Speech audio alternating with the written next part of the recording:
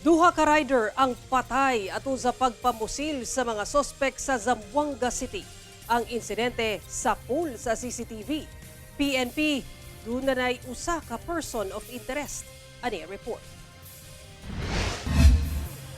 Sa CCTV, makita ang normal nga dagan sa trapiko sa Governor Alvarez Street, Camino Nuevo, Zamboanga City, pasado alas 6 Lunes sa gabi.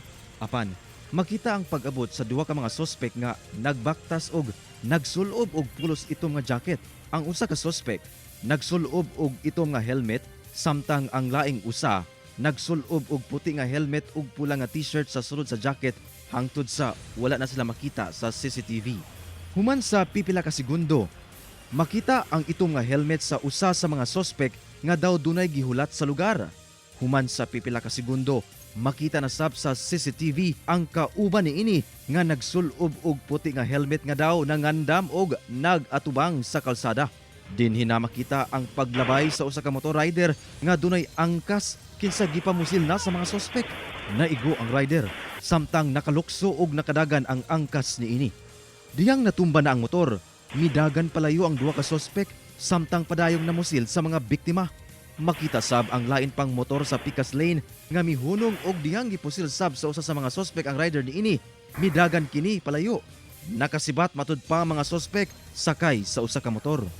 Matud sa Zamboanga City Police, gideklarang dead on arrival sa ospital ang 41 anyos nga lalaking rider nga taga Zamboanga City nga unang gipusil kinsa target matud pa sa mga sospek.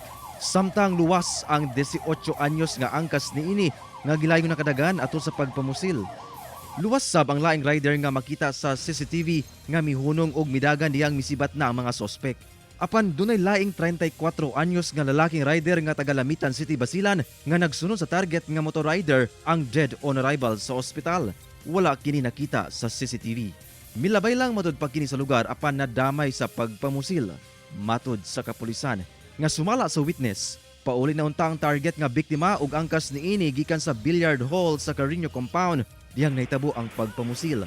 Personal grudge matud pa ang motibo sa pagpamusil. Yung nakita natin na possible motive dito based sa witness ay personal grudge. Doon na nasay usa ka person of interest ang kapulisan. Ongoing yung at pursuit operation natin na dito sa POI natin, sir, kasi may witness rin po tayo na nakuha and siya mismo na makapa-identify dito sa POI natin na isa sa mga suspect natin. Ginasulayan pa sa GMA Original TV 1 Mindanao nga makuha og pahayag ang kabanay sa mga biktima. Kauban si Gary Balantayog, Bong Vicencio, Efren Mamak, 1 Mindanao.